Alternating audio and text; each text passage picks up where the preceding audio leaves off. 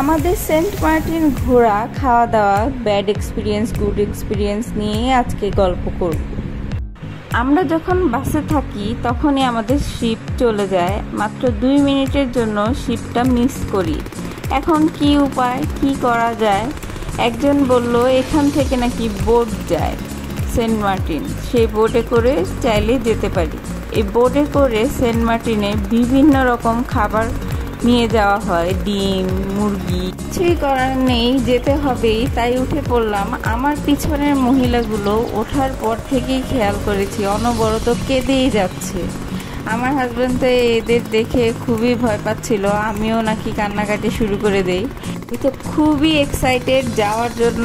আমি কোনো কিছু বুঝছি না, কোনো কিছু বোঝার চেষ্টাও করছি না, চলেই যাচ্ছি। আর এই ধোঁয়াগুলো খেয়াল করেন, এই ধোঁয়া দিয়ে আমার মুখের কী অবস্থা হয় একটু পরেই দেখাচ্ছি। 1 ঘন্টা যাওয়ার পর এক্সাইটমেন্ট হতাশায় পরিণত হয়, কারণ চারিদিকে দেখি পানি আর পানি। সেই সেন্ট মার্টিন দ্বীপ কোথায়? কোথাও আর কোনো দ্বীপ দেখা যাচ্ছে না, শুধু পানিই দেখা যাচ্ছে।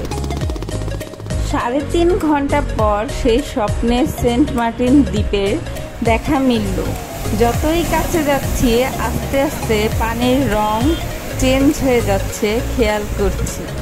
পৌঁছে গেছি। এখন যখন রিসর্টে যাওয়ার জন্য রিক্সা নিচ্ছি, সবাই আমাকে দেখে হাসছে, কারণ দেখুন আমার মুখের কি অবস্থা হয়েছে ধোয়া থেকে কালি দিয়ে। রিসর্টে গিয়ে এই মজার খাবারগুলো খেলাম, অনেক এনজয় করেছি, প্রচুর ডাব খেয়েছি। ওইখানে গিয়ে ডাব আর রূপচাঁদা মাছ না খেলে খুবই মিস করব। রাতে বারবিকিউ পার্টি করে সকালেই বিদায়ের পালা।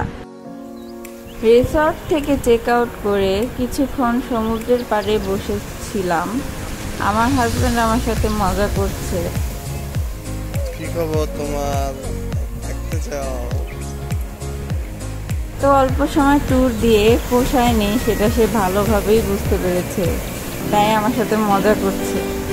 ঢাকায় আসার জন্য শিপে উঠে গিয়েছি, এবার আর শিপ মিস করলে হবে না। এই পাখিগুলো আমাদের সেন্ট মার্টিনে আবার যাওয়ার নিমন্ত্রণ জানাচ্ছে। খুব মায়া লাগছে পাখিগুলো দেখে।